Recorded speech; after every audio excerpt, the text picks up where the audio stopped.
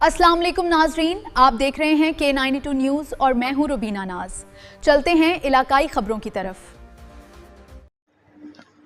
Karachi report Abdul Qadeer Shah update कर रहे हैं। चेयरमैन हुमायूं मोहम्मद खान की वाज़ेह हिदायत है कि मुहर्रमुल हराम के इस अज़ीम महीना में अज़ादरान हुसैनों आशिक़ हुसैन को हर तरह की सहूलियात की फराहमी को यकीनी बनाया जाए ताकि वो अपनी मजालस, जुलूस और दीनी रसूमात को अक़ीदत व एहतराम से मना सकें।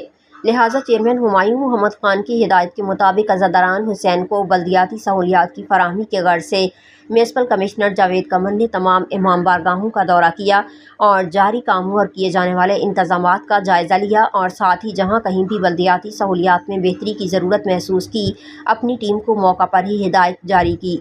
इस मौका पर उनके हमरा director sanitation XEN B&R, XEN M&E और जाफरी अलायंस डिस्ट्रिक्ट केमाड़ी के सरबराह मासूम अली भी मौजूद थे।